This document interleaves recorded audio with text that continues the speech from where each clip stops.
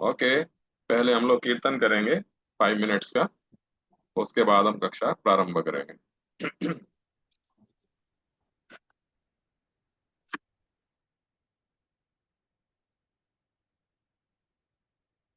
हरे कृष्णा प्रभु जी, दंडवत प्रणाम। दंडवत प्रणाम माता जी। जयो राधा माधव,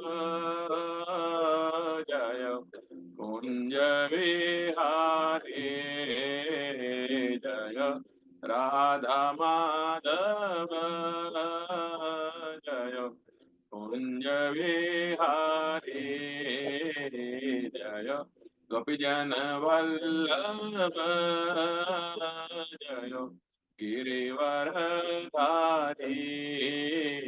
जय गोपीजन वल्लभ, जय परधारी, जय यशोदानंदन, जय व्रजन रंजन, जय यशोदानंदन, जय व्रजन रंजन। यमुना तेरा मत चारी, जय कुंज विहारी, यमुना तेरा मन चारी, जय कुंज विहारी, हरे कृष्णा हरे कृष्णा, कृष्णा कृष्णा हरे हरे, हरे राम हरे राम, राम राम हरे हरे, हरे कृष्णा हरे कृष्णा, कृष्णा कृष्णा हरे हरे, हरे राम हरे राम, राम राम हरे हरे, हरे कृष्णा हरे कृष्णा, कृष्णा कृष्णा हरे हरे, हरे राम हरे राम, राम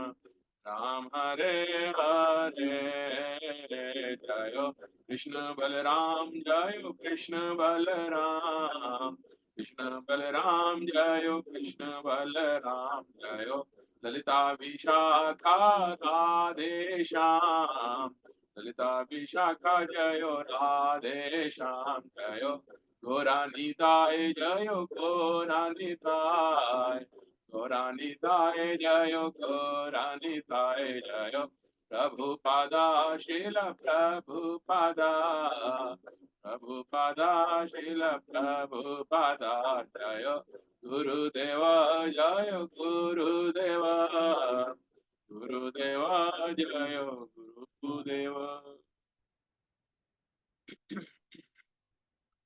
जय ओम विष्णुपाद परमहंस परिवारकाचार्य अष्टोत्तर शत कृष्ण कृपा मूर्ति श्री श्रीमदेसी भक्ति वेदांत स्वामी शील प्रभुपाद जी की जय।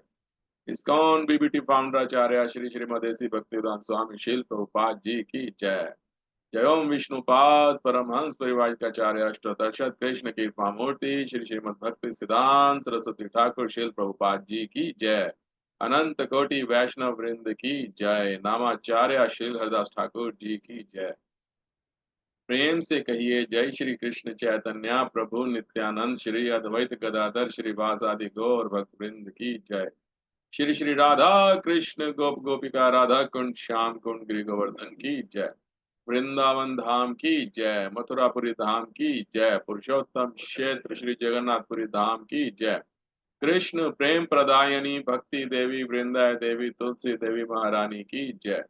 युग धर्म हरिनाम संकीर्तन की जय। ग्रंथराज श्रीमद् भागवतम की जय। गंगा माई की जय। जमुना माई की जय।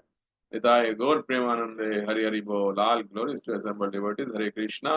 All glories to assembled devotees Hare Krishna. All glories to assembled devotees Hare Krishna. ओम अज्ञानं तिमिरान्धस्य ज्ञानञ्जनं शलाकया चक्षुरुन्मिलितं येन तस्मै श्रीगुरुवे नमः। श्रीचैतन्यमनोभीष्टं स्थापितं येन भूतले स्वयं रूपं कदा मह्यं ददाति स्वपदान्तिकम्। वन्देऽहं श्रीगुरो श्रीयुतपदकमलं श्रीगुरुन् वैष्णवांश्च श्रीरूपं साग्रजातं सहगं रघुनाथान्वितं तं सजीवं सावधूतं सावधूतं परिजनसहितं श्रीकृष्णचैतन्यदेवं श्रीराधाकृष्णपादान् सहगं ललिता श्रीविशाखान्वितांश्च हे कृष्ण करुणा सिन्धु दीनबन्धु जगत्पते गोपेश गोपिकान्त श्रीराधाकान्त नमस्तुते तप्त कांचन गौरांगी श्री राधे वृंदावनेश्वरी वृषभानुसुते देवी प्रणमामि हरिप्रिया जय श्री कृष्ण चैतन्य प्रभु नित्यानंद श्री अद्वैत गदाधर श्रीवासादि गौर भक्त वृंद हरे कृष्ण कृष्ण कृष्ण हरे हरे हरे राम राम राम हरे हरे। जगद्गुरु श्रील प्रभुपाद की जय। हरे कृष्णा।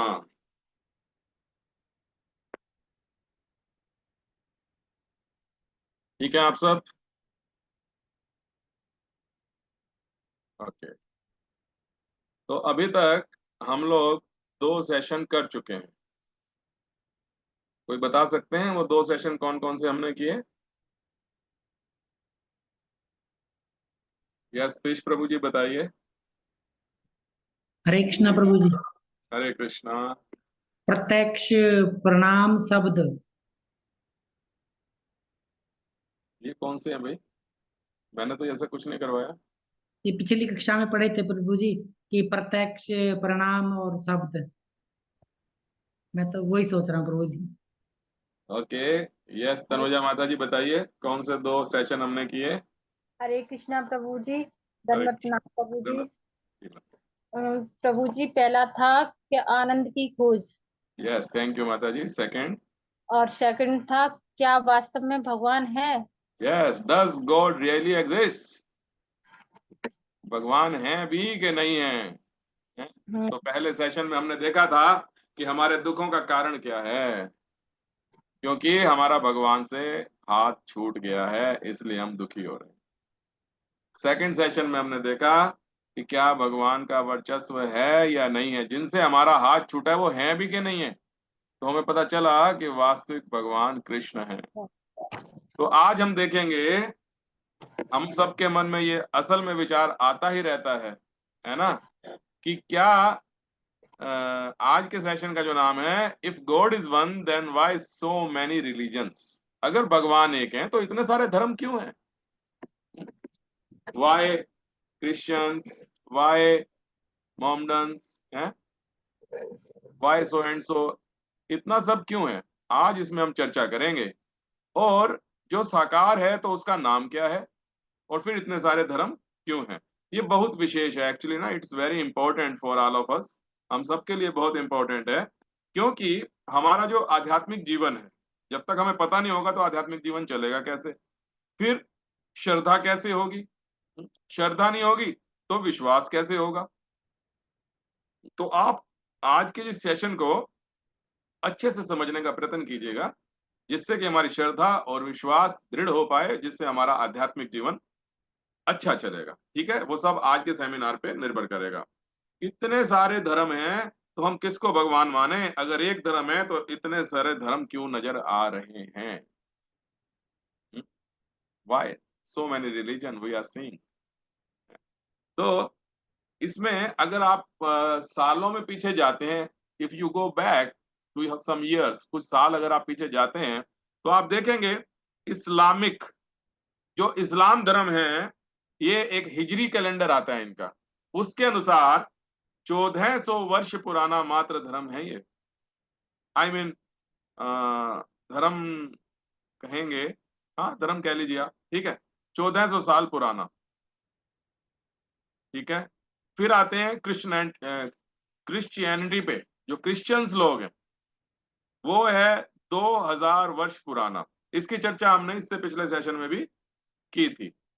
फिर बुद्ध धर्म, लगभग हमने बताया था पिछले हफ्ते में कि भागवतम में भविष्यवाणी की गई थी कि 2500 साल बाद बुद्ध धर्म आएगा। तो अभी 5000 वर्ष बीते हैं, अभी कलयुग प्रारंभ हुआ, अभी 2500 वर्ष पीछे चले जाइए तो आपको बुद्ध धर्म नजर आ जाएगा, है ना।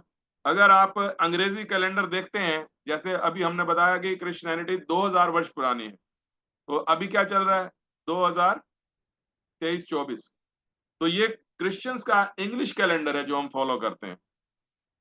तो 2023-24 इतने ही वर्ष हुए हैं क्रिश्चियनिटी को आए हुए, ठीक है। अब भगवत गीता कब बोली गई?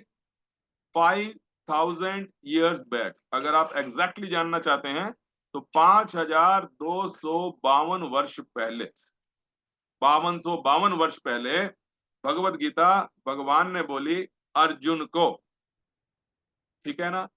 तो भगवान ने भगवत गीता का ज्ञान अर्जुन को दिया, तो भगवान ने अर्जुन को बोला कि अर्जुन, ये ज्ञान मैं तुम्हें पहली बार नहीं दे रहा हूं।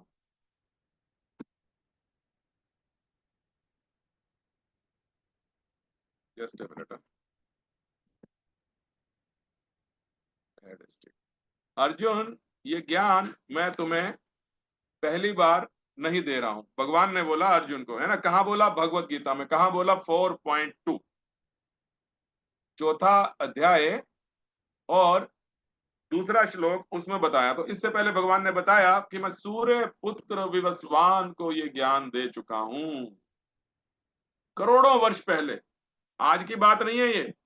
इसका मतलब क्या हुआ? करोड़ों वर्ष पहले भगवत गीता का ज्ञान दिया, तो क्या हुआ इसका मतलब?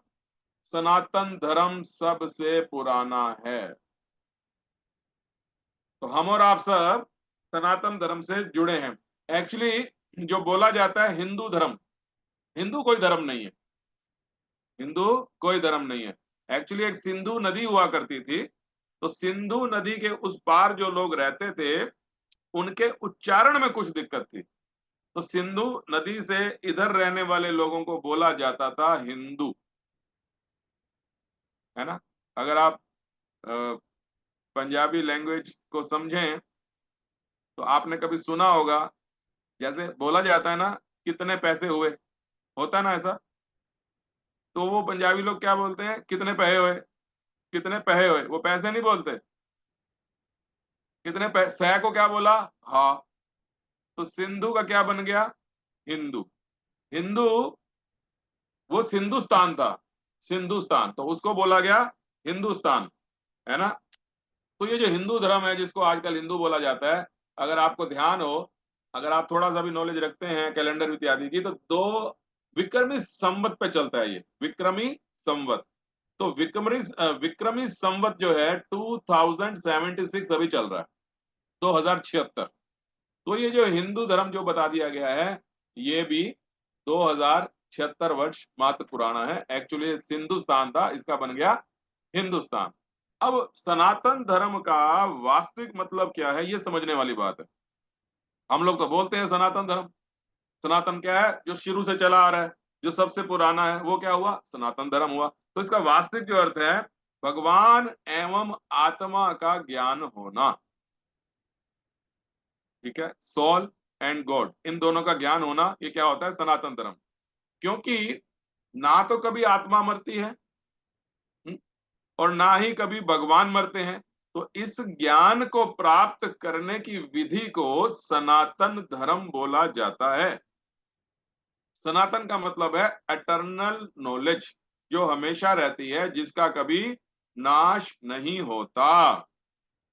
ठीक है, क्लियर है? यहां तक कोई डाउट तो नहीं? मैं फास्ट तो नहीं चल रहा, जल्दी तो नहीं चल रहा ना मैं? क्योंकि समय भी 1 घंटा ही होता है हमारे पास और टॉपिक थोड़ा लंबा हो जाता है ना। अब हम देखते हैं कि इतने सारे धर्म बनने के पीछे एक्चुअली रीजन क्या है, कारण क्या है, क्यों डेवलप हो गया इस्लाम, है ना, क्यों डेवलप हो गया कोई और धर्म। लेट अस सी क्या होता है। तो इसको हम समझेंगे ट्रिपल ए से। आप सबके घर में सेल होता है, घड़ी के अंदर डालते हैं, छोटा सा सेल होता है, उसके ऊपर लिखा होता है ट्रिपल ए बैटरी। तो आप इसको ट्रिपल ए समझिए। ट्रिपल ए क्या ज्ञान है, अभी हम आपको बताते हैं। ये 3 छोटे छोटे शब्द हैं।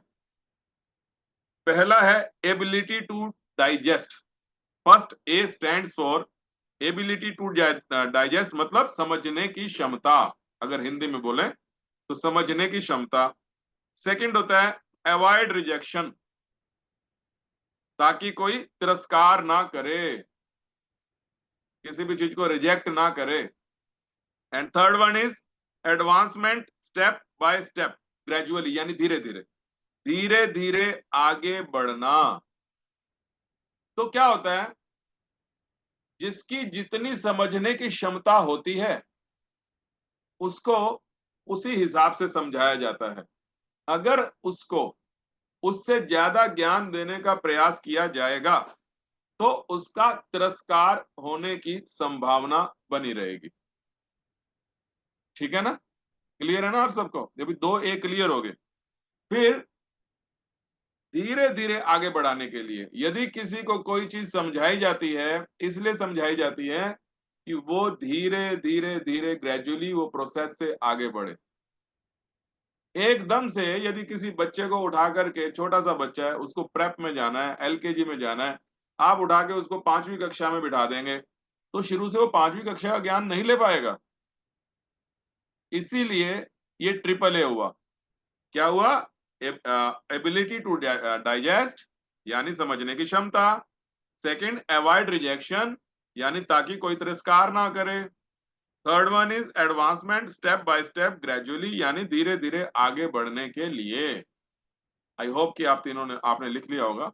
तो इसलिए इतने धर्म बनाए गए इन ट्रिपल ए के वास्ते। ट्रिपल ए से हम समझ सकते हैं, ठीक है, कि क्यों इतने।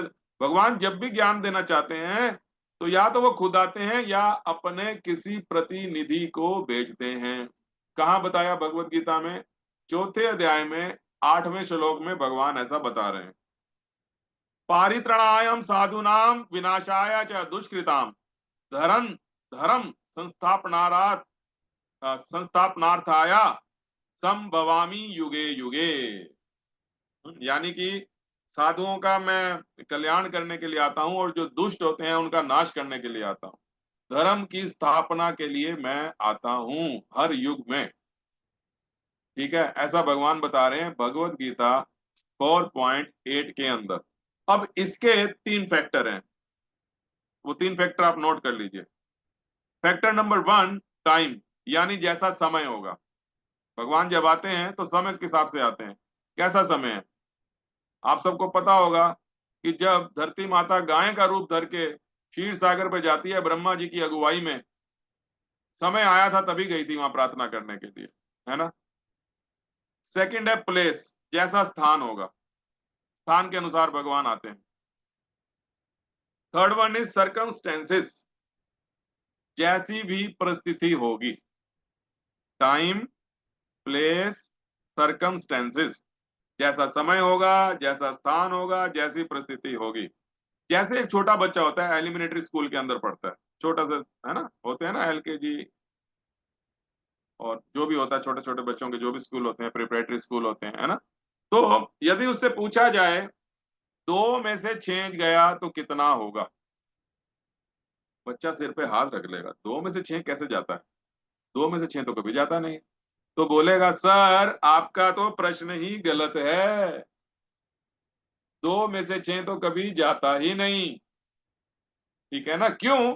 क्योंकि उस बच्चे का ज्ञान उतना ही है। We can not -6 out of 2। ठीक है, लेकिन वही बच्चा जब हाई स्कूल में जाएगा, उससे पूछो बच्चे 2 में से 6 गया तो कितना होगा, तो वो बोलेगा -4। इट मीन्स उस परिस्थिति में बच्चा जब हाई स्कूल के अंदर पहुंच गया, वो इसका जवाब देने लायक है।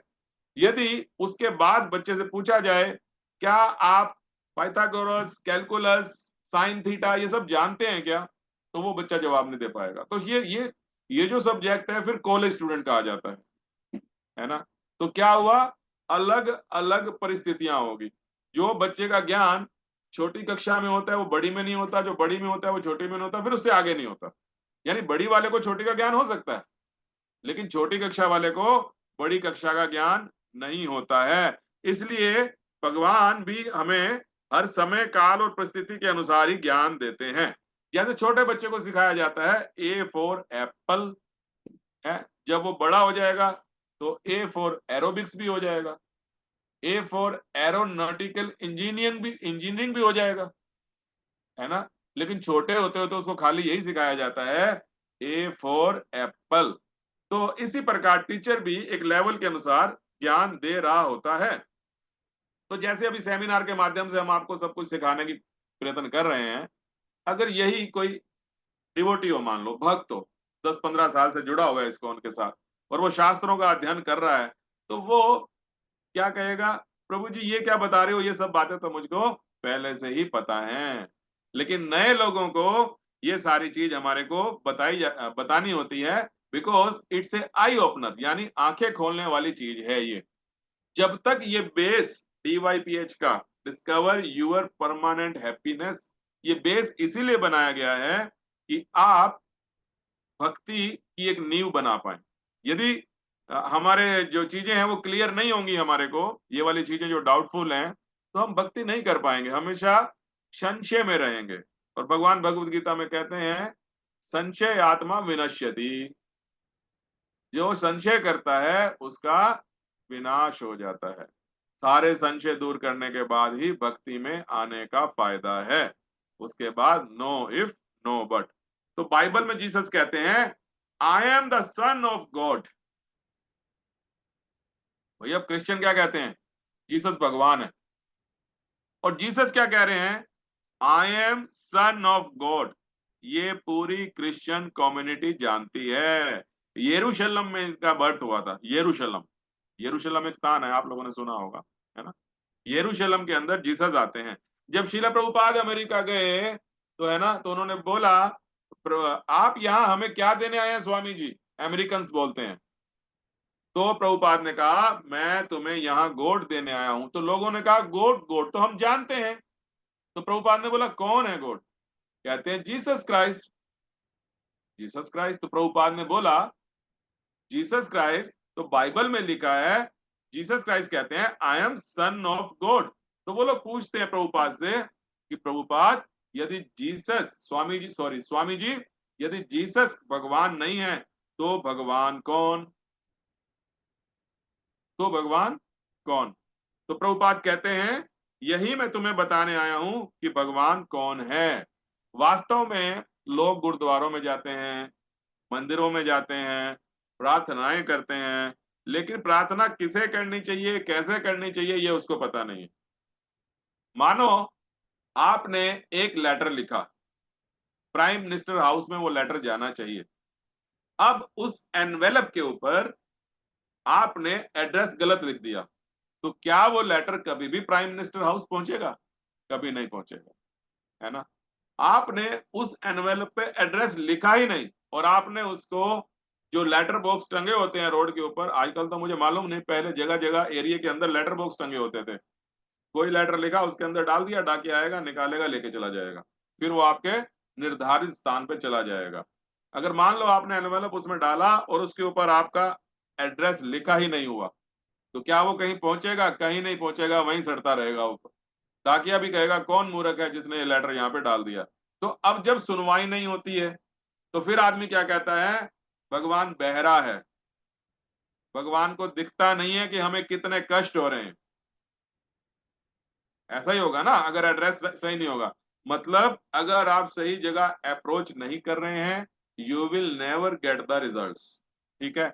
जीसस ने एक पुस्तक है इनकी, जॉन 16.12, जैसे हमारी भगवत गीता है ना, तो हम बोलते हैं 4.8, 4.2, 10.10 ऐसे बोलते हैं। ऐसे इनकी बुक है जॉन, और उसमें 16वें अध्याय में 12वें श्लोक में उन्होंने बोला है I have yet many things to say unto you but you can not bear them now.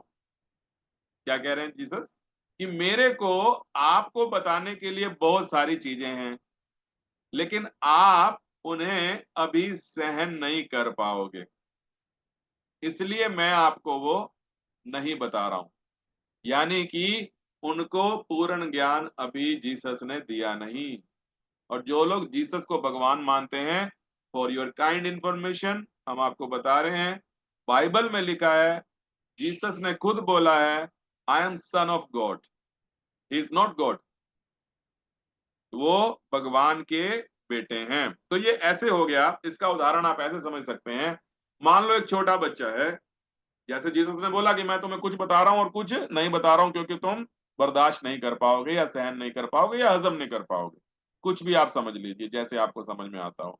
एक बच्चा है, बाहर गया खेलने के लिए, मिट्टी में लोटपोट होके आया है। अब मदर क्या करेगी? बेटा आओ, पहले नहाओ, हैंड सैनिटाइज करो और उसके बाद आकर के प्रसाद पाइए, खाना खाइए। लेकिन बच्चा क्या कह रहा है? बच्चा जिद कर रहा है कि मम्मा मैं नहाऊंगा तो बिल्कुल भी नहीं। तो मम्मी क्या बोलेगी? कम से कम हाथ तो धो ले। ऐसे ही बोलेगी ना मदर, कि कम से कम हाथ तो धो ले, कि जिन हाथों से तुझे खाना खाना है। तो यहां पर बच्चा क्या करेगा? हाथ धो करके आ जाएगा, यानी कम से कम वाली बात। तो ये धर्म भी ऐसे ही है। जब कोई व्यक्ति पूर्ण ज्ञान को नहीं समझ पाता तो उसको कम से कम कुछ ना कुछ तो बताया जाए। यही चीज यहां पर जो है जीसस क्राइस्ट बता रहे हैं। तो इसी प्रकार जो व्यक्ति गीता का ज्ञान नहीं समझ पा रहा, उसे कुछ ज्ञान तो देना ही है। तो एक कोई और नया धर्म बना करके, कोई ऐसा पंथ बना करके, कोई ऐसा रास्ता बना करके कि ना से तो हाँ अच्छी। अब माता ने तो यही बोला कि नहा नहीं रहा है तो हाथ धो ले, ना से हाँ अच्छी, कुछ तो करेगा ना, ताकि लोगों को आध्यात्मिक जीवन में जोड़ा जा सके। अब आ जाते हैं इस्लाम धर्म के ऊपर। ये आपको क्रिश्चियन वाली बात आई थिंक समझ आ गई होगी। अब इस्लाम धर्म पे आते हैं। तो प्रोफेट मोहम्मद जी हैं, वो क्या कहते हैं? मैं भगवान का दूत हूं। उन्होंने नहीं बोला मैं भगवान हूं। जीसस क्राइस्ट ने नहीं बोला कि मैं भगवान हूं। लोगों ने बातें कुछ भी बना रखी हो। उन्होंने बोला मैं भगवान का दूत हूं, ये कुरान में लिखा है और बुक का नाम है री इनकारनेशन एंड इस्लाम। राइटर है नादर बेग, ठीक है, के मिर्जा, नादर बेग के मिर्जा। मद्रास में 1927 में ये पुस्तक लिखी गई, ठीक है। तो वो कह रहे हैं मोहम्मद, प्रॉफेट मोहम्मद, ठीक है, प्रॉफेट मोहम्मद कह रहे हैं I receive two kinds of knowledge. क्या बोला? आई रिसीव्ड, यानी कि वो भगवान नहीं है, उन्होंने भी कहीं से ज्ञान प्राप्त किया है, ठीक है। Out of these I taught, one of these I taught, but if I had taught them the other it would have broken their heart. इन दो ज्ञान उनको मिले, एक बता दिया गया है आपको, अगर दूसरा बताऊंगा तो आपका दिल टूट जाएगा। तो क्या हुआ? यहां पे पूर्ण ज्ञान यहां पे भी नहीं है, ठीक है। उन्होंने क्या बोला कि मैं भगवान का बेटा हूं, जीसस क्राइस्ट ने बोला। और इन्होंने बोला प्रॉफेट मोहम्मद जी ने कि मैं भगवान का दूत, एम्बेसडर। दूत मीन्स एम्बेसडर। तो कोई भी अपने आप को भगवान नहीं कह रहा। जैसे हम लोग हैं, हम क्या कहते हैं? हनुमान भगवान है। तो आप ही बताइए, हनुमान भगवान है क्या? हनुमान तो भगवान नहीं।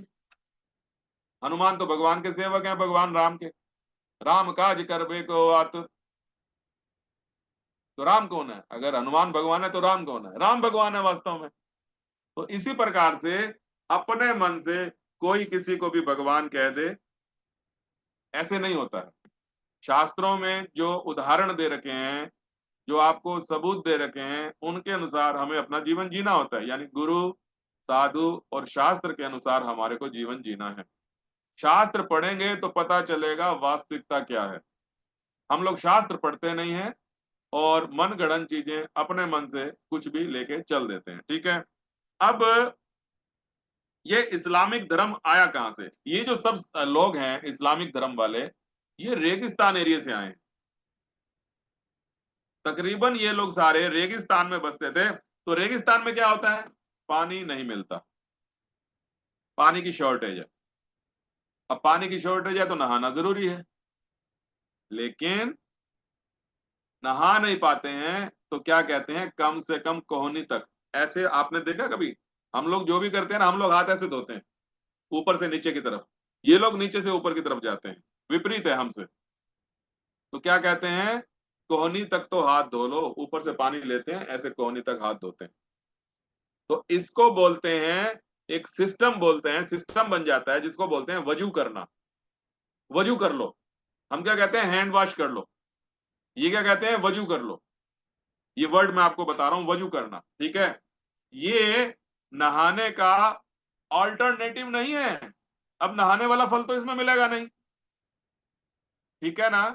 परंतु कॉम्प्रोमाइज है, समझौता है नहाने का, ठीक है? अब हो गया कि इनकी जो माताजीज होती हैं, यानी लेडीज होती हैं, हम तो माताजीज बोलते हैं, वो मुख पे कपड़ा क्यों लगाते हैं? है ना? रेगिस्तान के अंदर डस्ट उड़ता है, धूल उड़ती है, मिट्टी उड़ती है, तो स्त्रियों की जो स्किन होती है बड़ी सॉफ्ट होती है। उससे उनकी स्किन पे उन्होंने बोला इनका तो फेस ही खराब हो जाएगा, इनकी तो स्किन ही खराब हो जाएगी पूरी। तो वहां से इन्वेंशन हुआ नकाब का, जिसको बुर्का भी बोलते हैं, ठीक है? तो ये धर्म कैसे हो गया? अगर ये लोग ऐसे करते हैं, वजू करते हैं, या वो क्या कहते हैं, अपना नकाब पहनते हैं, तो ये वजू कैसे हो गया? सॉरी, धर्म कैसे हो गया? ये तो लाइफस्टाइल हो गया, वे ऑफ लिविंग, कि ये ऐसे जीते हैं, है ना? तो इसमें कम्युनिटी एक अपने जीवन का तरीका बना लेती है। समझ गए मेरी बात को? अब जैसे मान लो आप चेन्नई जाए, यहां से मद्रास जाते हैं, ठीक है? मद्रास गए तो वो लोग क्या पहनते हैं? लुंगी या धोती। क्यों? गर्मी बहुत होती है वहां पे, ठीक है? उसके बाद आप जम्मू कश्मीर चले गए तो वहां शॉल ओढ़ के रखते हैं, पठानी सूट पहन लेते हैं, यही सब ड्रेसेस है ना उनकी। और पंजाब में चले जाओ तो पगड़ी लगा लेते हैं। समझ गए ना मेरी बात को? तो ये कोई धर्म नहीं है, इट्स वे ऑफ लिविंग। स्थान के अनुसार जैसे जो व्यक्ति रह रहा है वो वे ऑफ लिविंग कहलाता है, वो धर्म नहीं कहलाता है ना? अगर आप इसे धर्म कहेंगे तो ये सब हिंदुस्तानी कैसे हो गए? अल्टीमेटली तो ये सब इंडियंस है ना, फिर हम इंडियन कैसे कह सकते हैं इनको? ठीक है? धर्म वो है जिसमें बताया जाता है मजहब नहीं सिखाता आपस में बैर करना। कोई भी धर्म नहीं सिखाता, चाहे वो इस्लाम हो, चाहे वो क्रिश्चियन धर्म हो, और चाहे वो हमारा सनातन धर्म हो, कहीं नहीं बताया जाता कि हमें आपस में लड़ाई झगड़ा करना है। धर्म शांति का प्रतीक होता है। अब देखो, जैसे बाइबल है या गीता है या कुरान है, क्या ये आपस में लड़ते हैं? क्या ये शास्त्र आपस में लड़ते हैं? नहीं। लेकिन हम लड़ते हैं, उसका भी रीजन बताते हैं कि हम आपको क्यों लड़ते हैं। स्क्रिप्चर्स नेवर फाइट, शास्त्र आपस में कभी लड़ते नहीं है, but people always fight those who never read the scriptures। समझे आप बात को? लोग वो जो कभी शास्त्र का अध्ययन नहीं करते हैं, कभी शास्त्र को पढ़ते नहीं हैं, वो आपस में लड़ते हैं। तो प्रभुपाद कहते थे जो किसी भी पंथ से जुड़ा हुआ है, यदि वो अपने पंथ की पुस्तकें अच्छे से पढ़ लेता है, उनको स्टडी कर लेता है, उनका अध्ययन कर लेता है, तो वो आपस में कभी भी लड़ेंगे नहीं, क्योंकि उनको ज्ञान हो जाएगा। अभी क्या है, लोग पुस्तक उठाते नहीं है, किसी बाहर वाले ने आकर के बोल दिया अरे अपने धर्म में तो ऐसा है, ऐसा नहीं है, वो व्यक्ति उसी ओर चल देगा। ये नहीं वेरीफाई करेगा कि ये लिखा कहाँ है, मुझे दिखा कि मुझे ऐसे करना है। अब हिंदू गीता नहीं पढ़ता है, बताओ पढ़ता है तो? कितने माँ बाप हैं जो अपने बच्चों को शिक्षा दे रहे हैं कि आपको गीता पढ़ना जरूरी है? कोई नहीं देता शिक्षा, ठीक है ना? यदि लोग अपनी अपनी पुस्तकें पढ़ें तो वो आपस में लड़ना बंद कर देंगे। तो अब ये आपको इस्लाम का बता दिया, क्रिश्चियन का बता दिया, सब जो चीजें हैं पूर्ण ज्ञान नहीं है। तो भगवत गीता में भगवान फिर कहते हैं 7.2 एक श्लोक है भगवत गीता का, मैं उसका आपका हिंदी अनुवाद आपको पढ़ के मैं बता दे रहा हूं। अब मैं तुमसे पूर्ण रूप से व्यवहारिक तथा दिव्य ज्ञान कहूंगा। देखिए यहां पर एक शब्द आ रहा है, पूर्ण रूप से व्यवहारिक।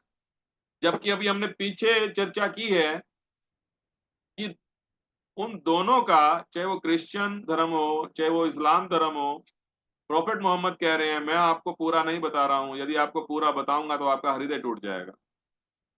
जीसस क्राइस्ट कह रहे हैं मेरे को 2 एडवाइस मिले, मैं एक बता रहा हूं, एक नहीं बता रहा।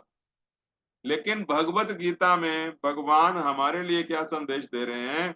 पूर्ण रूप से व्यवहारिक, यानी पूर्ण 100% परफेक्ट भगवान हमें बता रहे हैं।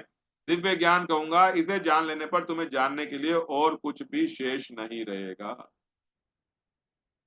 ठीक है, ओके। तो जैसे धर्म है, 5वीं का बच्चा अलग, मैट्रिक का स्टैंडर्ड अलग एंड ग्रेजुएशन का स्टैंडर्ड अलग। लेकिन अब क्या ये बाकी गलत है क्या, क्रिश्चियन या इस्लाम? ना, गलत कोई भी नहीं है। लेकिन एक सेकंड स्टेटमेंट हम बोल सकते हैं, गीता पढ़ने वाला कंप्लीट है। वो लोग गलत नहीं है, वो अपने हिसाब से जैसे उनको जो चीज चाहिए उसके अनुसार वो कार्य कर रहे हैं। लेकिन जो गीता पढ़ता है वो कंप्लीट है। अभी हम आपको इसका भी एग्जांपल देके बताएंगे गीता कैसे कंप्लीट है। अब आपको सबको पता है डिक्शनरी होती है, सबने डिक्शनरी देखी होगी, बच्चों के पास होगी भी घरों के अंदर पढ़ने के लिए। एक डिक्शनरी होती है पॉकेट डिक्शनरी, छोटी डिक्शनरी जिसको बोलते हैं, जिसके अंदर साधारण वर्ड आपको मिल जाएंगे। हेड मिल जाएगा, हील मिल जाएगा, डाउन मिल जाएगा, इस प्रकार के साधारण वर्ड मिल जाएंगे। एक होती है ऑक्सफोर्ड डिक्शनरी, जिसके अंदर हाई फाई वर्ड्स दिए होते हैं।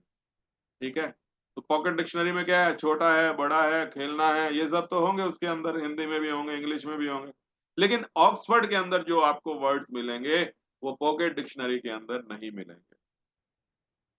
ठीक है, तो ऑक्सफोर्ड डिक्शनरी में जैसे एक वर्ड आता है, आपको उदाहरण देकर समझाते हैं ताकि आपको समझने में आसानी हो जाए। एक वर्ड आता है इडियोपैथी। ठीक है, तो इडियोपैथी क्या होता है? एक प्रकार से आप समझिए कि बेवकूफपन कह लो आप, है ना, बेवकूफपन कह लो आप इडियोपैथी को। तो इडियोपैथी हुआ, अब मान लो कई बार कोई व्यक्ति बीमार हो जाता है, आपने देखा हो, तो डॉक्टर के पास जाता है, डॉक्टर सारे उसके इलाज कर लेता है, सारा उसका सीटी स्कैन भी हो गया है, अल्ट्रासाउंड भी हो गया, सब कुछ हो गया, कहीं भी कोई फॉल्ट उसका निकला नहीं है। फॉल्ट नहीं निकला, लेकिन पेशेंट फिर भी कह रहा है डॉक्टर साहब मेरे पेट में तो दर्द बना ही हुआ है। ठीक है ना, तो डॉक्टर उसकी प्रिस्क्रिप्शन के ऊपर क्या लिखता है? इडियोपैथी केस, यानी बेवकूफी वाला बीमारी, इडियोपैथी केस। आप लोग सर्च कर सकते हैं गूगल पे जा करके, या ऑक्सफोर्ड डिक्शनरी के अंदर आप लोग देख सकते हैं, आपको पता चल जाएगा। अब उसमें क्या होगा, एक प्रकार से वहम हो जाता है आदमी को कि मुझे ये बीमारी है, अब मैं इस बीमारी से बाहर नहीं आ पा रहा हूं। तो क्या करते हैं डॉक्टर, हैं, आप सब समझ सकते हैं इस चीज को, मल्टीविटामिन की गोलियां दे देंगे, कुछ ताकत की और दवाइयां दे देंगे उसको पीने के लिए। उसको लगेगा मेरे अंदर ये दवाइयां जा रही हैं तो मैं अब ठीक हो रहा हूं। तो लेकिन ये इडियोपैथी जो वर्ड है, अगर आप पॉकेट डिक्शनरी में ढूंढने के लिए जाएंगे तो आपको ये शब्द वहां पे नहीं मिलेगा। ठीक है, मैंने एक वर्ड का आपको एग्जाम्पल दे दिया। ठीक है, तो कुरान बाइबल पॉकेट डिक्शनरी की तरह है और गीता जो है ऑक्सफोर्ड डिक्शनरी की तरह है। पॉकेट डिक्शनरी भी गलत नहीं है, लेकिन पूर्ण ज्ञान तो गीता में ही है। ठीक है, 4 प्रकार के लोग अब हम देखते हैं कौन कौन से लोग होते हैं जो भगवान के पास जाते हैं। नंबर 1, फियर से जाते हैं, यानी डर के मारे जाते हैं, हैं? एक डायलॉग सुना था हमने, जो डर गया वो मंदिर गया। ठीक है, नरक बताओ, स्वर्ग बताओ, डरा डरा कर पूजा कराओ। कोई कह देगा कि आपके ऊपर तो शनि की साढ़ सत्ती चल रही है, आप जाइए, सरसों के तेल की बोतल हर शनिवार को मंदिर में चढ़ा के आइए। ठीक है, तो यदि ये सब चीजें इतनी ही आसान होती तो क्या, एक चीज बताइए, कोई व्यक्ति अपने बच्चे का नाम कभी शनिदेव रखता है? रखा आज तक किसी ने? एक एग्जाम्पल बता दो पूरे यूनिवर्स में जिसने ये बोला हो कि मेरे लड़के का नाम तो शनिदेव है। ठीक है, तो डर के मारे जो लोग जाते हैं मंदिर जाना गलत नहीं है, लेकिन डर के जाना गलत है, डरा के भक्ति कराना गलत है। फैक्ट्स, तथ्य बताए जाएं, फिर लोग तथ्य को समझ के फिर भक्ति करें, तो उनको कोई दिक्कत आने वाली नहीं। ठीक है, ओके। सेकंड, लोग जाते हैं डिजायर्स वाले, जिनको अपनी इच्छा पूर्ति करनी है। माँ मुरादें पूरी कर दे, हलवा पूरी बांटूंगी। है, माँ कर दे मुरादें पूरी, मैं बांटूं हलवा पूरी। नवरात्रों में सारी दुनिया वैष्णव हो जाती है ना। 9 दिन के दौरान किसी को बोलो भाई प्याज लहसुन वाला खाना खाएगा, नहीं नहीं नहीं, नवरात्रे चल रहे ने, मैं हाले नहीं खाता, मैं छड्या है सारा कुछ, मैंने सब छोड़ रखा, मैं अभी ये नहीं खाऊंगा। और इंतजार करेंगे कि कब ये 9 दिन समाप्त हो और कब मेरी बोतल खुले। एक दिन पहले ही बोतल आ जाती है घर में, है? और मुर्गे वाले को बोल देंगे कल ये खत्म हो रहे हैं नवरात्रे में, आ रहा हूं, जरा एक बढ़िया सा तगड़ा सा तैयार रखियो मेरे लिए मुर्गा। तो ये लोग केवल 9 दिन के लिए वैष्णव बनते हैं। हम लोग जो वैष्णव धर्म का पालन कर रहे हैं, हम सदा ही वैष्णव हैं। 9 दिन बाद क्या हो जाएगा? 9 दिन बाद माता रानी चली जाएगी। भाई माता रानी कहाँ चली जाएगी? माता रानी तो वही है। माता रानी कैसे चली जाएगी? माता रानी तो सदा थी, सदा से है, सदा से रहेगी। वो तो भगवान की शक्ति है। केवल 9 दिन ही क्यों? Why not always? क्यों नहीं हमेशा हम करते ऐसा? ये समझने वाली बात है। केवल अपनी जरूरतों को पूरा करने के लिए हम लोग तप इत्यादि करते हैं, जो कि ठीक नहीं है। भगवान भगवत गीता में कहते हैं, देवान यान्ति देवव्रता, पितरन यान्ति पितृव्रता। जो देवों को पूजेगा देवलोक को जाएगा, जो पितरों को पूजेगा पितृलोक को जाएगा, जो भूतों को पूजेगा भूतलोक को जाएगा, और जो मुझे पूजेगा वो मेरे पास आएगा।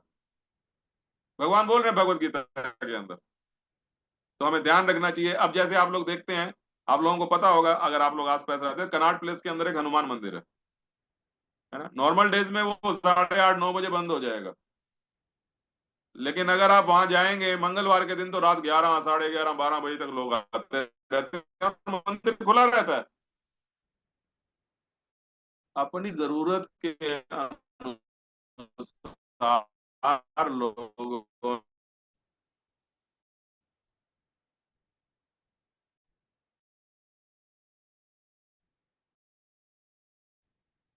Are you getting my voice? आप सबको आवाज आ रही? मेरी आवाज कटी तो नहीं थी? बीच में ब्रेक हो गया था प्रभु जी, अभी ठीक है। ओके ओके, तो मैं अपना 1 मिनट जरा नेटवर्क चेंज कर लेता हूँ। समटाइम्स ऐसा कर देता है ये वाईफाई। 1 सेकेंड।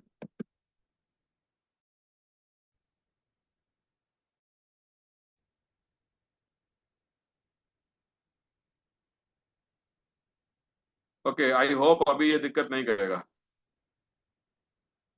अभी ये दिक्कत नहीं करेगा, मैं ऐसी आशा करता हूँ। ठीक है, तो मैंने आपको बताया कैसे लोग डर के मारे जाते हैं और कैसे लोग इच्छा पूर्ति करने के लिए भी जा रहे होते हैं। ठीक है, उसके बाद होता है, एक लोग होते हैं जो कर्तव्य का वहन करने के लिए जाते हैं। मैं अपनी ड्यूटी निभाने जा रहा हूँ, है, मेरी ड्यूटी किसी प्रकार पूरी हो जाए कि मैं मंदिर चला जा रहा हूँ।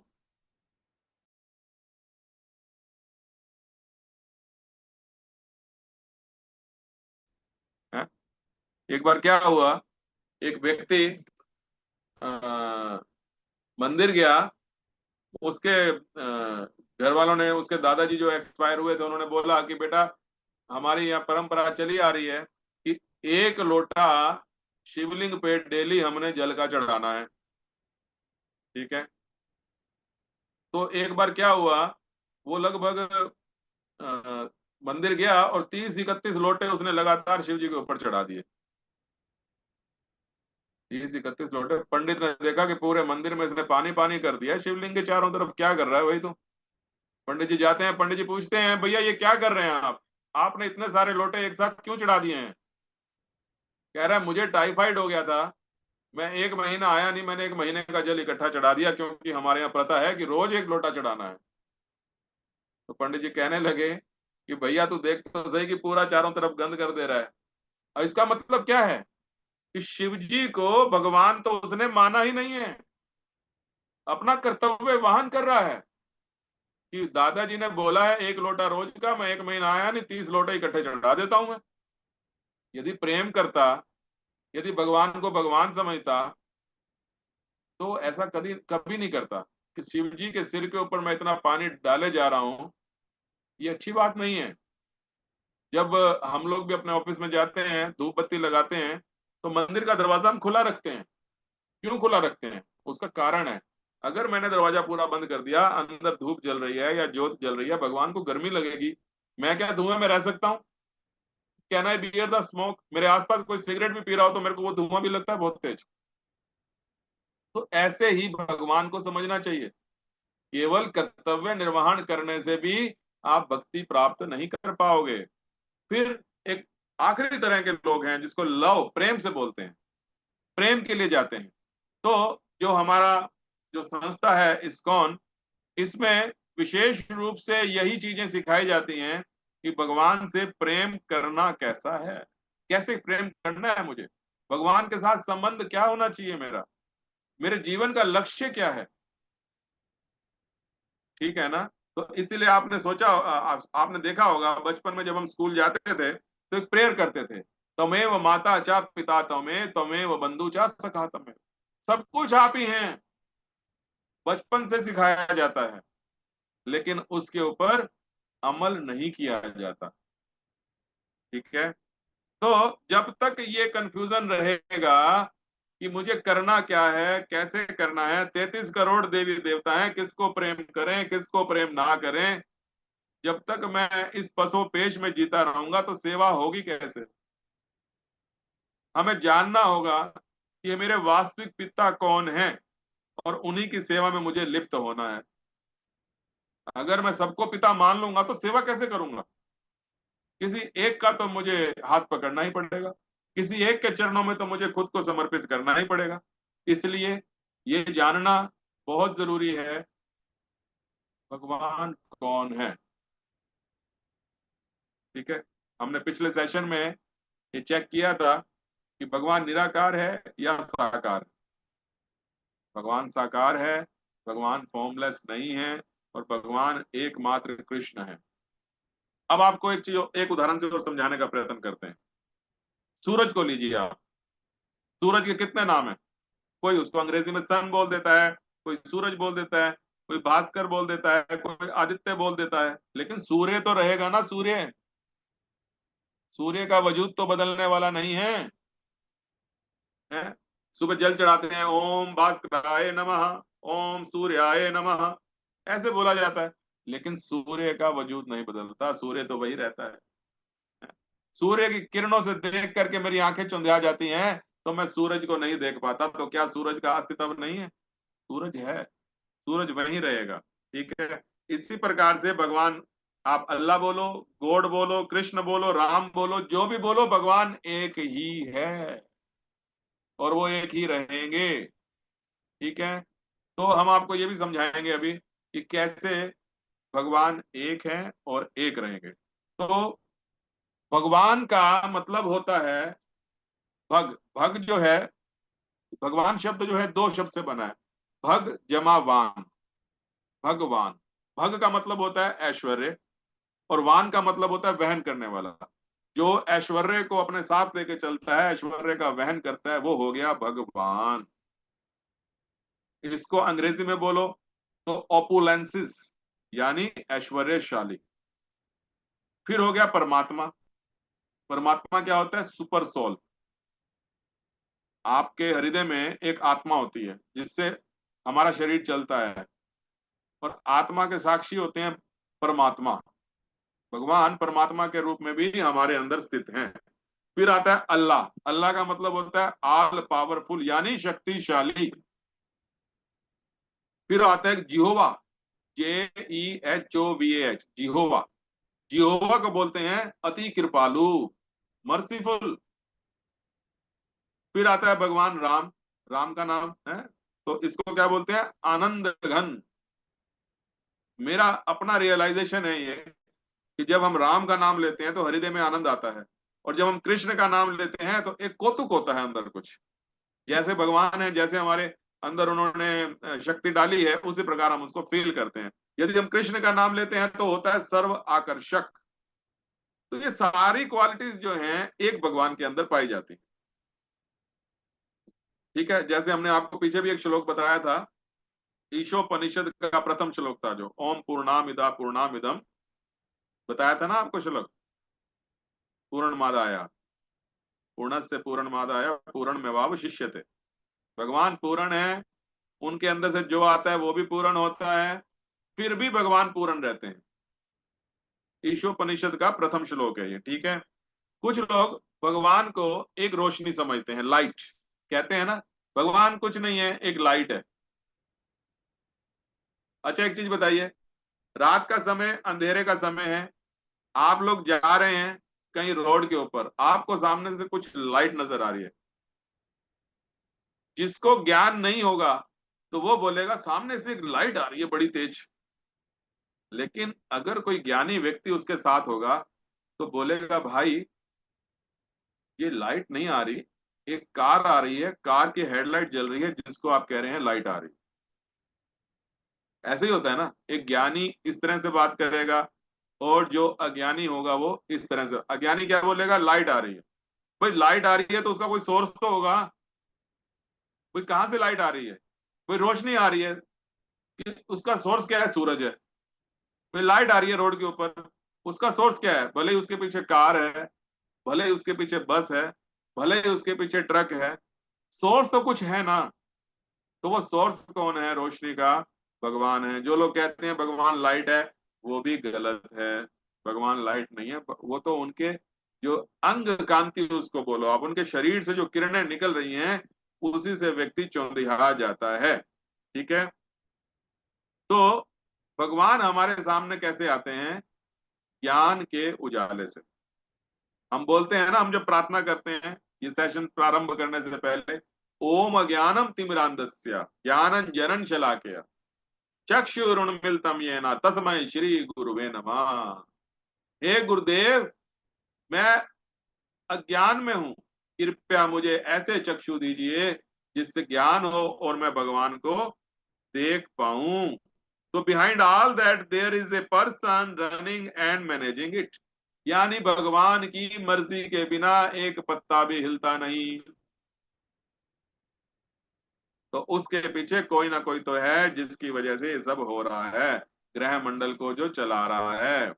तो सारे शास्त्र बताते हैं कि भगवान है और वो भी साकार है, ना कि निराकार। भगवान फॉर्मलेस नहीं है, भगवान की एक फॉर्म है।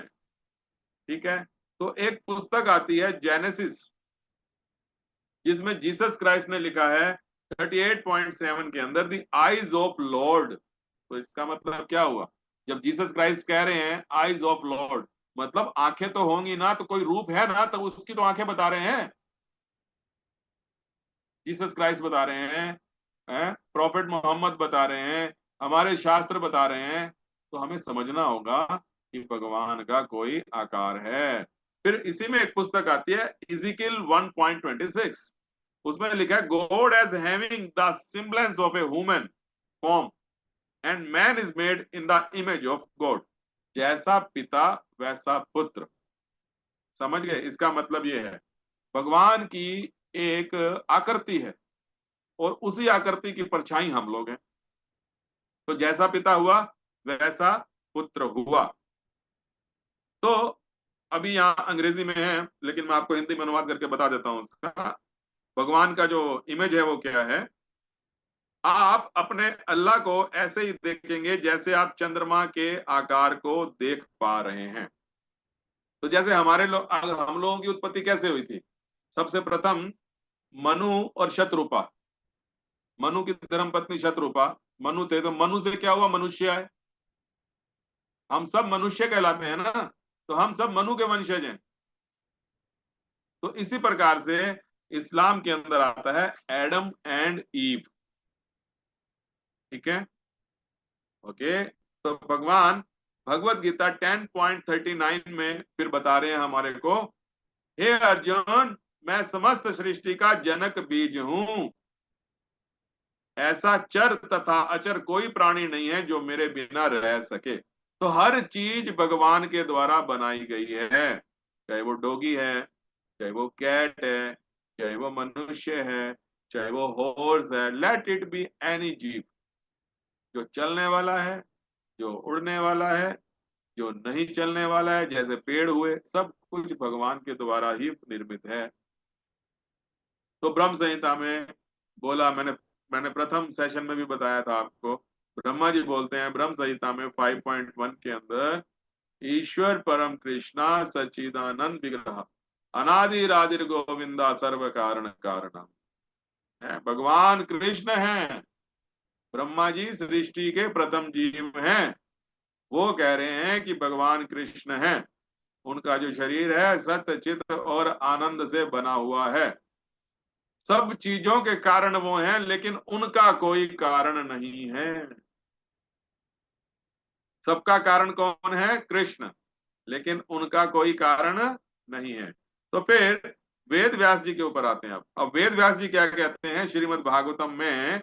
श्रीमद् भागवतम प्रथम स्कंद 3रा अध्याय 28 नंबर श्लोक, ऐतः चांश कला पुंसा कृष्णस्तु भगवान स्वयं इंद्रिया व्याकुलम लोकम मृणति युगे युगे। ठीक है ना?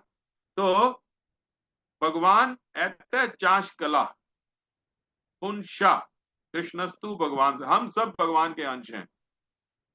और भगवान कौन है? कृष्ण है। ठीक है। और नास्तिकों द्वारा उपद्रव करने पर भगवान आते हैं। ये है वेद व्यास जी ने बोला है 1.3.28 के अंदर। तो ऐसे आपको सैकड़ों हजारों उदाहरण आपको शास्त्रों से मिल सकते हैं। ये उदाहरण कोई इस्कॉन ने नहीं बनाए हैं। इस्कॉन तो केवल शास्त्रों की शिक्षा को आप तक पहुंचा रहा है, बिकॉज इस्कॉन वैदिक एजुकेशनल सेंटर है, नॉट ओनली द टेम्पल्स। खाली मंदिर नहीं है। इस्कॉन चाहता है कि कोई भी व्यक्ति अज्ञानी ना रहे, घर घर में ये ज्ञान पहुंच जाए कि भगवान कौन है। जैसे ही ये ज्ञान मुझे मिलेगा, मेरा आध्यात्मिक जीवन पक्का हो जाएगा और मैं अपनी डगर से पीछे नहीं हटूंगा। अब आपको अलग जगह बताते हैं कि कुछ साधु हैं, उन्होंने क्या बताया।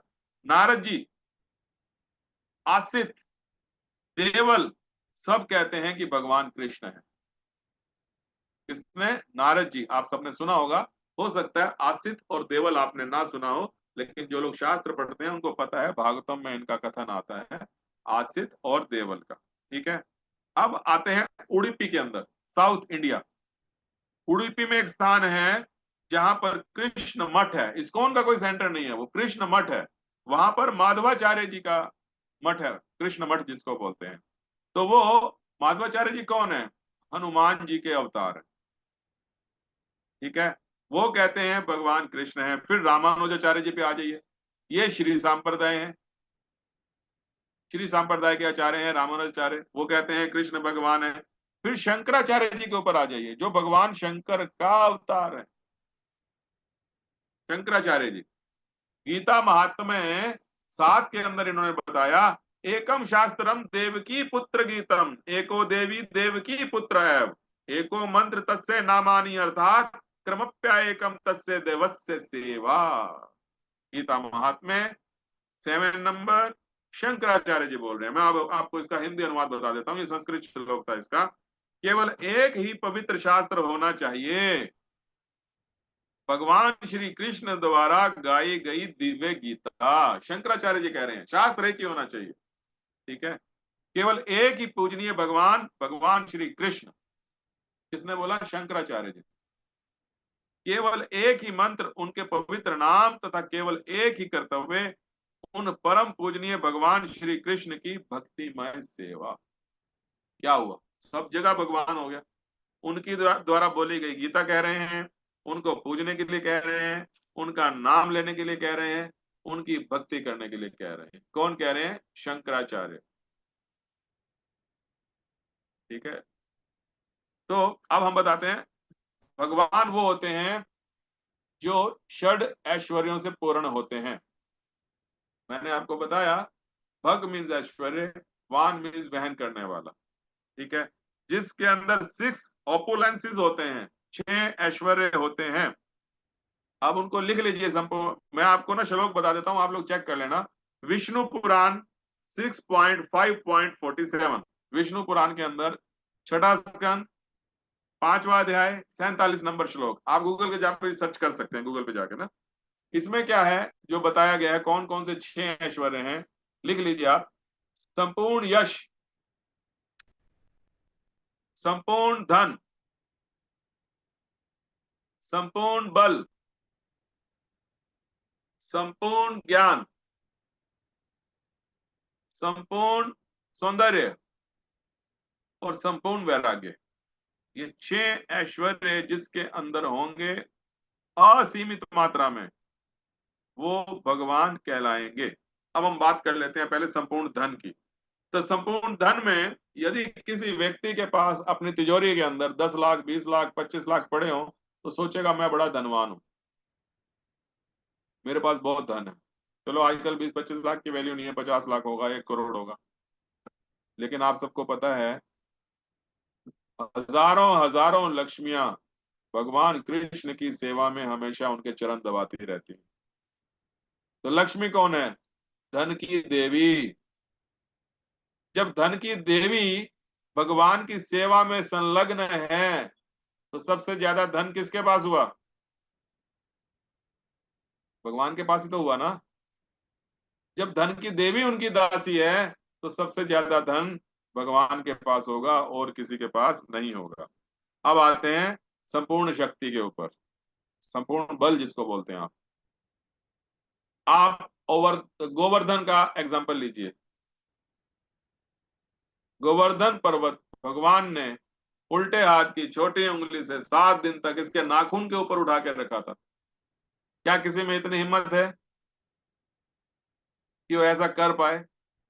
एक 100 ग्राम का पत्थर उठा के ऐसे खड़ा नहीं हो सकता व्यक्ति 7 दिन तक। 7 दिन छोड़ो, 17 मिनट, 70 मिनट कुछ भी खड़ा नहीं हो पाएगा।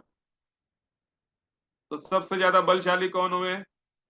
कृष्ण हुए, जिन्होंने 7 दिन तक छोटी उंगली के नाखून के ऊपर पर्वत को, गोवर्धन पर्वत को उठा के रखा था। ठीक है, फिर आ जाते हैं संपूर्ण यश के ऊपर।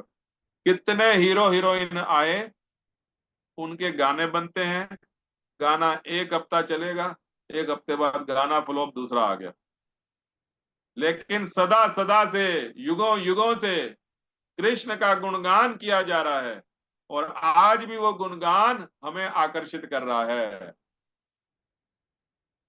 एक फिल्म का गाना आया था, हर गली में बजता था, रामबा हो हो। सुना आपने? सुना होगा आपने, किसी ने तो सुना ही होगा, रामबा हो। कितने दिन बजेगा? 7 दिन, 8 दिन, 10 दिन, 15 दिन, उसके बाद वो कौन सी गली में खो जाएगा कुछ पता नहीं। लेकिन संपूर्ण यश भगवान का सृष्टि जब से हुई है तब से गाया जा रहा है, और आज तक भी उनका यश जितना गाया जा रहा है उतना बढ़ता चला जा रहा है, उनका यश कम नहीं हो रहा है। हरि अनंत, हरि कथा अनंत। ठीक है, तो अब जैसे हम संपूर्ण बल की बात करते हैं, तो संपूर्ण बल में आप देखते हैं कि ये पैसे वाले जितने भी लोग हैं, उनके पास पैसा है तो बल नहीं है, नहीं तो बाउंसर थोड़ी रखते वो अपने पास। पैसे वाले लोग क्या कर रहे हैं? एक गाड़ी पीछे से भर के चलती है बाउंसरों की, कभी कोई इसको किडनैप ना करके ले जाए, कोई कुछ ना हो जाए। तो किसी के पास एक चीज है तो दूसरी नहीं है। पैसा है तो बल नहीं है, बल है तो पैसा नहीं है। बहुत सारी चीजें हैं, ठीक है, सारी चीजें एक के अंदर नहीं पाई जाती, लेकिन भगवान के अंदर ये सारी चीजें एक साथ पाई जाती हैं। अब कहते हैं संपूर्ण सुंदरता। भगवान इतने सुंदर हैं, भगवान इतने सुंदर हैं, आप उनके रूप से 1 सेकंड में मोहित हो सकते हैं, 1 सेकंड में। तो not only Hindus, not only Sanatanis, आपको बता देता हूं कि मुस्लिम लोग भी इनकी सुंदरता पर मोहित होकर के उनके दास बन गए। आपने सुना होगा जगन्नाथपुरी के अंदर एक भक्त था, साल बेग। ठीक है, फिर आपने रस खान का नाम सुना है? रस खान, वृंदावन में इसकी समाधि आज भी है। भगवान कृष्ण के पीछे पागल था, एकदम दीवाना था। ताज बेगम का नाम सुना आपने? अकबर की वाइफ ताज बेगम, लगभग 300 पत्नियां थी अकबर की, उसमें दो ही फेमस हुई, एक ताज बेगम और एक जोधा, जोधा बाई बोलते थे मेरे ख्याल। ये दोनों ही फेमस हुई क्योंकि दोनों ही भगवान की भक्त बनी। ताज बेगम तो गोवर्धन पर्वत पे जाती थी श्रीनाथ जी के दर्शन करने के लिए, अंदर नहीं जाने देता था पुजारी, नहीं आप अंदर नहीं जा पाएंगे, मुसलमान थी इसलिए अंदर नहीं जा पाएंगे, खिड़की से खड़े होकर दर्शन करती थी। और वापस फिर गई नहीं अकबर के पास, तो वहीं उसके लिए एक छोटा सा महल बनवा दिया गया ताज बेगम के लिए, कि वहीं रहती थी, मंदिर नहीं जा पाती थी, खिड़की से देखती रहती थी भगवान को, और अपना जीवन उसने वहीं निकाल दिया। इतने सुंदर हैं भगवान, और हम लोग क्या है, लाख में लगा लो, निविया लगा लो, कुछ भी कर लो, वहीं के वहीं रहेंगे। लेकिन भगवान की सुंदरता तो चिरस्थायी है, हमेशा रहने वाली है। ठीक है, तो अब कहते हैं संपूर्ण ज्ञान। हमें तो अपने शरीर का भी ज्ञान नहीं है कि मेरे शरीर के अंदर क्या चल रहा है, कैसे चल रहा है, पड़ोस में क्या हो रहा है, वो भाई साहब क्या कर रहे हैं, या वो बहन जी क्या कर रही है, किसी का कोई ज्ञान नहीं है हमारे को। लेकिन भगवान को सबका ज्ञान है। भगवान हर व्यक्ति के अंदर परमात्मा रूप में है।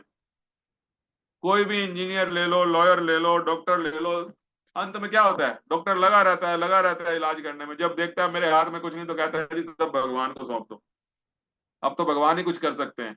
तो इसका मतलब हर चीज का ज्ञान केवल और केवल भगवान के पास है। संपूर्ण वैराग्य, तो भगवान इतने बड़े वैरागी हैं कि वो किसी से भी अटैच नहीं होते हैं। आपको पता है, गोपियों को छोड़ के भी चले गए, जो गोपियां दिन रात भगवान की आराधना करती थी। अभिमान आ गया था गोपियों में, तो अभिमान भगवान कभी भी अपने भक्तों के अंदर बर्दाश्त नहीं करते हैं। किसी के अंदर जरा सा भी अभिमान आएगा तो भगवान उसको तुरंत छोड़ के चले जाएंगे। तो ये मैंने 6 ऐश्वर्य बताए आपको, ये केवल और केवल भगवान में मिलते हैं और किसी के अंदर नहीं मिलते हैं। हम में से किसी के अंदर इनमें से कोई एक क्वालिटी होगी तो दूसरी नहीं होगी, और जो एक क्वालिटी होगी वो भी पूरी मात्रा में नहीं होगी। ठीक है, तो एक होते हैं डेमिगॉड्स, यानी देवी देवता, अंग्रेजी में बोलते हैं डेमिगॉड्स, और एक होते हैं भगवान। भगवान में और देवी देवता के अंदर अंतर होता है। तो अब ये जो देवी देवता आखिर है कौन? अब आपको पता है, एक पीएम होता है और उसके नीचे कितनी मिनिस्ट्रियां होती हैं, है ना? ये फाइनेंस मिनिस्टर है, ये पावर मिनिस्टर है, ये रेलवे मिनिस्टर है। तो अभी हम कुछ मिनिस्टर्स के आपको नाम बता रहे हैं भगवान की मिनिस्ट्री में से, तो आप समझ पाएंगे कि देवी देवता और भगवान में कितना अंतर होता है। नंबर 1 पे आते हैं इंद्र। इंद्र किसके देवता हैं? आप सबको पता होगा, वर्षा के देवता हैं। तो इनके पास डिपार्टमेंट है रेनी सीजन, रेन का डिपार्टमेंट किसके पास है? इंद्र के पास। फिर आया सूर्य देव, बिजली मंत्री कहलाते हैं, ऊर्जा देते हैं ना, सूर्य देव बिजली मंत्री। और फिर आया पावर मिनिस्ट्री यानी शक्ति, तो शक्ति मिनिस्ट्री है अग्निदेव के पास, सबसे शक्तिशाली हैं अग्निदेव। एक बार कहीं आग लग जाए तो बंधन आगे का रहता है ना पीछे का, सब खत्म। फिर आता है वाटर मिनिस्टर, पानी की सुरक्षा कैसे होती है, वरुण देव वाटर मिनिस्टर हैं। आपको पता है भगवान श्री राम जी जब सेतु पार करना चाह रहे थे तो क्रोध आया भगवान को, क्योंकि वहां स्थान नहीं मिल रहा था। तीर निकाला तो वरुण देव प्रकट हो गए थे। तो वरुण देव बोले, प्रभु मुझे मारो मत, आप ही के नाम की महिमा बढ़ेगी। आप सब, आपके पास नल और नील नाम के 2 इंजीनियर हैं, उनको बोलो आपका नाम लिख के पत्थर पर डालते रहेंगे और रास्ता बन जाएगा। तो वरुण देव आप सब जानते हैं। हवा मंत्री, एयर मिनिस्टर कौन है? पवन पुत्र हनुमान के जय, Vayudev. Okay, finance minister, finance किसके पास है? लक्ष्मी देवी, जिसको हम सब माँ लक्ष्मी बोलते हैं। पैसा चाहिए तो लक्ष्मी जी की पूजन करते हैं हम लोग। लेकिन हम आपको आज बता देते हैं, दिवाली पे जो लोग खाली लक्ष्मी को पूजते हैं, लक्ष्मी कभी भी उनके घर नहीं जाती है। विष्णु लक्ष्मी की पूजा करनी चाहिए, क्योंकि जहां स्वामी जाएंगे पत्नी वहीं जाएगी। आप अपने ऊपर ले लीजिए, हस्बैंड वाइफ होते हैं, अगर खाली वाइफ को आगे बोला जाए कि आपको निमंत्रण है आप आइए, तो वाइफ क्या बोलेगी, मेरे पति को तो बुलाया नहीं, मैं तो जाऊंगी नहीं। ऐसे ही होता ना, ये सच्चाई है। तो यदि आप चाहते हैं कि लक्ष्मी का वास आपके घर में हो, तो विष्णु पूजा कीजिए, हरि पूजा कीजिए, लक्ष्मी अपने आप साथ में आएगी। जहां पति है, जहां स्वामी है, वहीं स्वामी आएगी। ठीक है, पति के साथ पत्नी अपने आप आएगी। ध्यान रखिएगा, अब दिवाली आ रही है 1 नवंबर को, विष्णु पूजा आपको करनी होगी, साथ में लक्ष्मी अपने आप आ जाएंगी। फिर आया होम मिनिस्ट्री। होम मिनिस्ट्री, गृह मंत्रालय, दुर्गा देवी। ये पूरा संसार एक दुर्ग है जो दुर्गा देवी के अंडर में आ रहा है। हम कैसे पाप करते हैं, हमें कैसे दंड मिलते हैं, ये हम अगले सेशन में आपको बताएंगे, दुर्गा देवी कैसे कंट्रोल कर रही है। फिर आ गया डिफेंस मिनिस्ट्री, रक्षा मंत्रालय, किसके पास है, कार्तिकेय, गजानन के भाई कार्तिकेय, भगवान शिव के पुत्र कार्तिकेय। ओके, तब आ गया एजुकेशन मिनिस्ट्री, सरस्वती देवी। जो चाहता है मेरे अच्छे नंबर आए, वो सरस्वती की पूजा करता है ना। फिर आ गया एचआरडी, कौन कैसे काम करता है, human resources and development, HRD ministry, Dharmaraj. ठीक है, यमराज, धर्मराज, यमराज। तो अब सवाल ये आता है कि ये देवी देवता हैं, तो क्या हम इनको छोड़ दें? नहीं, छोड़ना नहीं है। इनका भगवान ने बोला है सम्मान करना है। अब आप समझिए, एक लड़की की शादी होती है, अपने ससुराल जाती है, तो क्या वो केवल पति का ही आदर करती है? उसकी फैमिली में और भी तो लोग होते हैं, पति के माँ बाप होंगे, बहन होगी, भाई होगा, कोई उनके घर मेहमान आते होंगे, उसकी बुआ आती होगी, तो क्या करती है? समर्पित केवल पति को रहती है, सम्मान लेकिन सबका करती है। बोलो हम गलत कह रहे हैं, सही कह रहे हैं? तो इसी प्रकार से समर्पण केवल एक को, और वो कौन है? कृष्ण, परम पिता परमात्मा। समर्पण केवल कृष्ण को, बाकी जितने भी देवी देवता हैं उनका हमें सम्मान करना है, क्योंकि ये सब भगवान की मिनिस्ट्री में आ रहे हैं, सब भगवान के अंडर में हैं। ठीक है, तो श्रीमद् भागवतम का श्लोक है, समय बहुत हो रहा है, मैं श्लोक पढ़ पढ़ के आपको नहीं सुनाऊंगा, बहुत अच्छे अच्छे श्लोक हैं, आप पढ़ लीजिएगा। मैं बता दे रहा हूं आपको, श्रीमद् भागवतम में 4.31.14 यानी 4:31-14, चौथा स्कंद, 31 नंबर श्लोक, सॉरी 31 नंबर अध्याय, 14 नंबर श्लोक। और फिर श्लोक है दूसरे स्कंद में तीसरे अध्याय का 10वां श्लोक। यानी इसमें यह मतलब निकल के आता है, कृष्ण के पास जाने से हमें सब कुछ प्राप्त हो सकता है। आप पेड़ की जड़ में पानी डालिए, मैंने पिछले हफ्ते भी बताया था, पेड़ की जड़ में पानी डालिए, पूरी पत्तियां अपने आप हरी भरी हो जाएंगी। यानी भगवान को प्रसन्न करेंगे तो सारे देवी देवता भी आपसे ऑटोमेटिकली प्रसन्न हो जाएंगे। ठीक है, हम आपको निचोड़ की बात बताते हैं। हम सब भगवान को तो मानते ही हैं, हमारे में ऐसा कोई भी नहीं होगा जो ये बोले कि कृष्ण भगवान नहीं है या राम भगवान नहीं है, कुछ भी कह लो आप, है? या जगन्नाथ जी भगवान नहीं है। लेकिन भगवान को मानना तो बहुत आसान है, लेकिन भगवान की नहीं मानते हैं, केवल एक मात्रा का फर्क है। भगवान की नहीं मानने का क्या मतलब है? भगवान ने शास्त्र में जो बात हमें बोली कि हमें जीवन ऐसे जीना है, वो बात हम नहीं मानते हैं। हम मानते हैं हाँ हाँ भगवान है, कृष्ण भगवान है, राम भगवान है। अरे भाई, भगवान है तो भगवान की बात भी मानना थोड़ा सीख लीजिए। एक ही श्लोक को जीवन में उतार लीजिए, भोक्ता राम यज्ञ तपसाम सर्वलोक महेश्वरम सुहृदम सर्वभूतानाम ज्ञात्वा माम शांति पृच्छति, तो जीवन में शांति आ जाएगी। भगवत गीता 5.29। उस श्लोक को अभी ये क्लास जैसे ही खत्म होगी, आप सब भगवत गीता का, जिसके पास भगवत गीता है वो खोलेगा, 5वां अध्याय 29 नंबर श्लोक, उसका अनुवाद पढ़ेगा, तात्पर्य पढ़ेगा पूरा। नहीं तो गूगल पे जाके 5.29 भगवत गीता श्लोक इस्कॉन लिख दीजिएगा आगे, तो प्रभुपाद ने क्या उसका किया है वो सब आपके सामने आ जाएगा। उसको पढ़िए, उसी श्लोक को अपने जीवन में उतार लीजिए तो आपका जीवन परिवर्तित हो जाएगा। हरे कृष्णा। आज की कक्षा यहीं समाप्त होती है, हम अपनी वाणी को विराम देते हैं। किसी का कोई प्रश्न है, पूछना चाहते हैं तो पूछ सकते हैं, नहीं तो मैं आशा करता हूं कि मैं आपको समझाने में कामयाब रहा कि क्यों ये धर्म बने। कोई एक वक्त बता भी सकता है कि क्यों बने? ट्रिपल ए क्या था? ट्रिपल ए की फुल फॉर्म क्या थी? बताएगा कोई? समझाएगा जो मैंने बताया?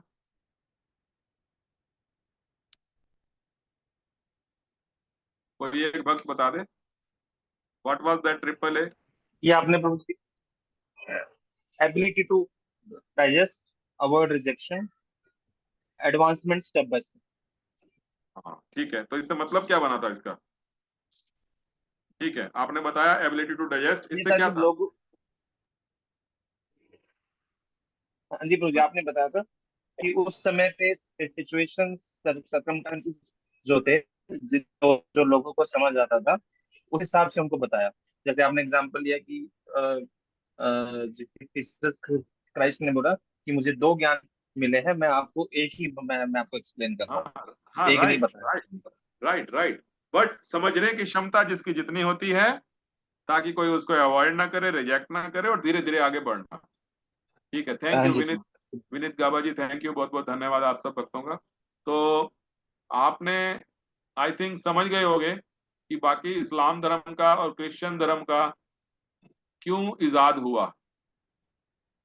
क्योंकि बच्चे के उदाहरण से सबसे आसान है समझना कि बच्चा जो नहा नहा नहीं रहा था, तो उसकी माता ने बोला कम से कम हाथ तो धो ले। तो भगवान ये चीजें बनाने की प्रेरणा इसलिए देते हैं कि जो व्यक्ति सीधा मेरी शरण में नहीं आ रहा है, वो कम से कम किसी ना किसी प्रकार आध्यात्मिक गतिविधि में जुड़ा रहे। इसलिए इन चीजों का निर्माण होता है। नहीं सो जाइए, कह रहा हूँ 9:30 हो गए। ठीक है, बहुत बहुत धन्यवाद आप सब भक्तों का। जी चोपड़ा प्रभु जी, कुछ कहना चाह रहे हैं आप?